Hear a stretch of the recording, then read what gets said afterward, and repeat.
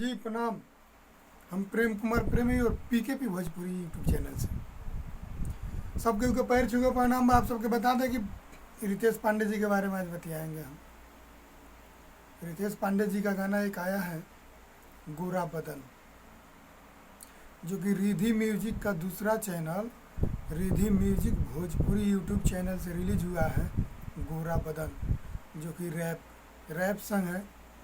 बहुत ही दमदार वीडियो है, बहुत ही मज़ेदार वीडियो है। जी हाँ, तो आप सब जाइए और Ridhi music Bhojpuri YouTube channel पे जाके रैप सॉन्ग सुनिए।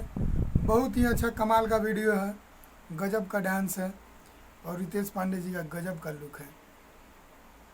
तो आप सब इस गाना को ढेर सारा सुनिए और ढेर सारा प्यार दीजिए।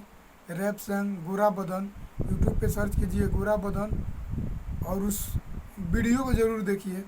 अभी तक आप नहीं देखे हैं तो उस वीडियो को जाकर ज़रूर देखिए, क्या कि बहुत ही हमको देखने में मतलब बहुत ही खर्चा लगा के उस वीडियो को बनाया गया है। बहुत ही भोजपुरी में एक अच्छा लेवल का वीडियो बना हुआ है। तो उस वीडियो को जाइए और देखिए।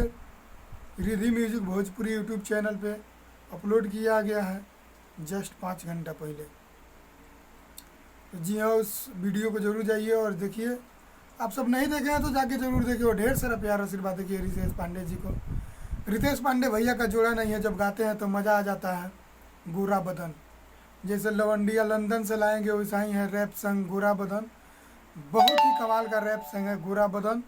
तो आप सब जाइए YouTube channel Ridhi music Bhojpuri पे और सर्च कीजिए गोरा बदन और ज़रूर देखिए उस गाना को और उस वीडियो को देखिए और ढेर सारा शेयर कीजिए और ढेर सारा आशीर्वाद दीजिए।